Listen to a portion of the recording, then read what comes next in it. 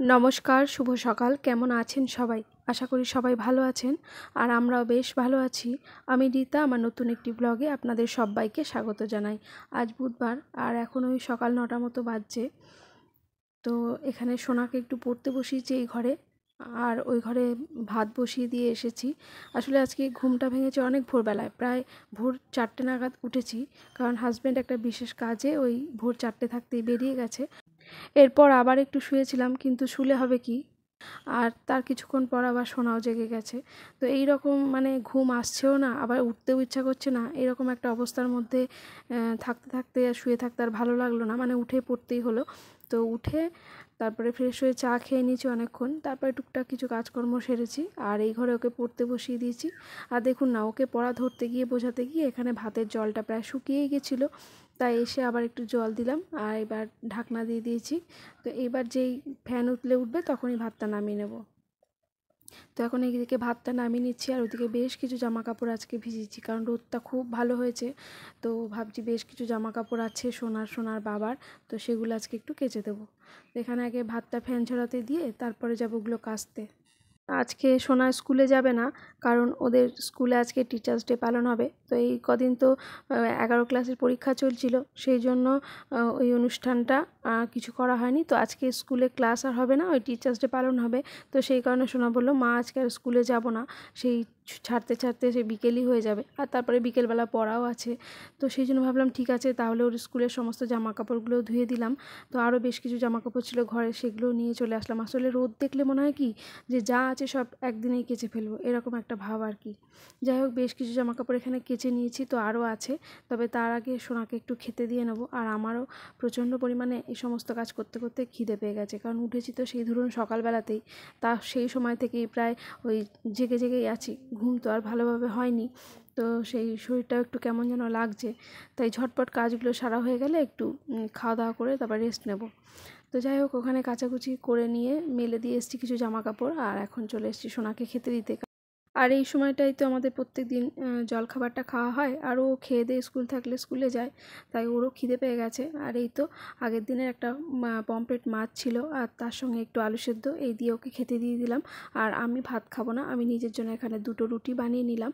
আর আগের দিন রাতে একটু ঘুগনি করেছিলাম, সেটাও পড়ে আছে, তো রুটি দিয়ে ঘুগনি দিয়ে আমি খেয়ে নেবো।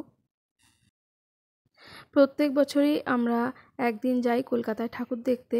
তো গতকাল এত পরিমাণে বৃষ্টি হয়েছে কোথাও কোথাও, যে কোথাও কোমর সমান বা কোথাও হাঁটু সমান জল হয়ে গেছে।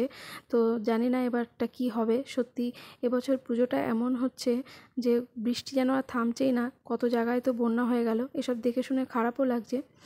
যাই হোক, আপনাদের সঙ্গে গল্প করতে করতে নিজের খাবারটা নিয়ে চলে এসেছি এ ঘরে। এনাকে পড়তে দিয়ে গেছি আর চুপচাপ বসে আছে। তো প্রচণ্ড খিদে পেয়ে গেছে বলে খাবারটা তাড়াতাড়ি নিয়ে এলাম, আর ভালো লাগছিল না, মানে হাত পা কাঁপছিল, এতটাই খিদে পেয়ে গেছে। তো এই দেখুন, যতই ওদের আগে খাইয়ে দিই না কেন, তবুও মায়ের খাবার দেখলে এদের খিদে পায়। তো আমি খাচ্ছি, তবুও বাটির দিকে হাঁ করে তাকিয়ে আছে। তো দুবার ওকে দিয়ে দেখছি এখানে আর বসা যাবে না। তো প্রতিটা ছেলে মেয়ে মনে হয় এমনই হয়, মায়ের খাওয়া দেখলে ওদের তবুও যেন খিদে পেয়ে যায় পেট ভর্তি থাকলেও। তো দুবার ওকে দিয়ে তারপর আমি এখান থেকে উঠে পড়বো, নইলে ওই যে আমার বাটিতে ঘুগনি রুটি দেখেছে, গতকাল কিন্তু ওর খাওয়া হয়ে গেছে, আর কালকে কিন্তু আমি একটুও খাইনি। তো ওই জন্য আর বসতে পারলাম না, চলে এলাম। এসে এখানে রুটি খেয়ে নিয়েছি, তারপর নিজের জন্য 1 কাপ চা বানিয়ে নিলাম। সকালে কিন্তু একবার চা খেয়েছি, তো এখন নিজের জন্য আর একবার কড়া করে একটু চা বানিয়ে নিলাম, কারণ ঘুমের নেশাটা যেন কাটতেই চাইছে না। কারণ আমি গতকাল রাতে শুয়েছি প্রায় 12টা 12:30, আবার ভোর 4:30, 4:30 নয়, পুরো 4টে তখন উঠেছি। তো এখন সত্যি প্রচণ্ড ঘুমও পাচ্ছে, তাই 1 কাপ কড়া চায়ে চুমুক দিয়ে সেই ঘুমের নেশাটা কাটাতে চাইছি। কারণ প্রচুর কাজের ছক মাথায় কষে রেখেছি, সেগুলো আজকে আমাকে সারতে হবে। আর এই দেখুন, আপনাদের সঙ্গে গল্প করতে করতে হাজব্যান্ড বাড়ি চলে এলো। সেই ভোর 4টে নাগাদ বাড়ি থেকে বেরিয়েছে, আর বাড়ি ঢুকছে এখন ওই প্রায় 12:30টার কাছাকাছি। চলুন তাকে গিয়ে কিছু খেতে দিই। সেই সকালবেলা 1 গ্লাস উষ্ণ গরম জল খেয়ে বেরিয়েছে, আর বাইরে গিয়ে হয়তো টুকটাক কিছু খাওয়া দাওয়া করেছে। তো এখন বললো প্রচণ্ড খিদে পেয়ে গেছে, তবে এক্ষুনি ভাত খাবো না, হালকা ফুলকা কিছু খেতে দাও, স্নান করে ভাত খাবো। তাই ভাবলাম একটু মুড়ি মেখে দিই। এখানে নিয়েছি মুড়ি, চানাচুর, পেঁয়াজ, কাঁচা লঙ্কা, তেল, তার মধ্যে একটু আলু সিদ্ধ ছিল সেটাও কেটে দিয়েছিলাম, আর দিয়েছিলাম একটা ভাজা মশলা দিয়ে একটা মশলা মুড়ি বানিয়ে দিয়েছি। আর তারপরে বললো 1 কাপ চাও খাবে। যাই হোক, ওকে ওইটা খেতে দিয়ে এদিকে দুপুরে রান্নাটা করতে চলে এসেছি। বাজার সেভাবে ঘরে ছিল না, তাই ভাবলাম আজকে একটু সয়াবিন আলুর তরকারি করব। আলুটা লাল লাল করে ভেজে নিয়েছি, আর এখানে সয়াবিনটা গরম জলে একটু ভাপিয়ে নিয়েছিলাম, আর এখন এটাকে একটু ভেজে নেব। একটু সামান্য নুন আর হলুদ দিয়ে সয়াবিনটাকে খুব ভালো করে ভেজে নিয়েছি। আর এর জন্য মশলাটা আগে থেকে একটু করা ছিল, তো সেই জন্য এটা আর করতে হয়নি। যেমন রুটিন মশলা থাকে, নুন, হলুদ, আদা, জিরে, টমেটো, একটু পেঁয়াজ আর একটু রসুন দিয়ে খুব সুন্দরভাবে কষিয়ে নিয়েছি মশলাটা। আর এখন এই যে সয়াবিন আলুটা আলাদা করে সিদ্ধ করে নিয়েছিলাম প্রেসার কুকারে সিটি দিয়ে, তো এখন মশলার সঙ্গে ভালোভাবে মিশিয়ে নিচ্ছি। তো এখানে আমার রান্নাটা প্রায় হয়েই গেছে। নামানোর আগে একটু শুধু গরম মশলা দিয়ে দিলেই হয়ে যাবে। আর এই যে তারপরে খেতেও বসে পড়েছি। আজকের মেনুতে শুধুমাত্র এই যে সয়াবিন আলুর তরকারি। আসলে আমার হাজব্যান্ড আজকে গিয়েছিল একটু কল্যাণী এইমসে আমার শ্বশুরমশাইকে নিয়ে।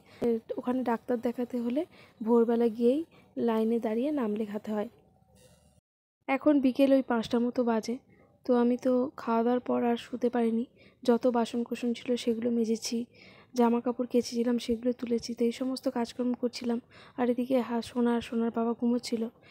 তো আমি একটু পরে এসে দেখলাম যে সোনা একটা চাদর ঢাকা দিয়ে পুরো পা মাথা পর্যন্ত ঢেকে গুজে তারপর ঘুমোচ্ছে।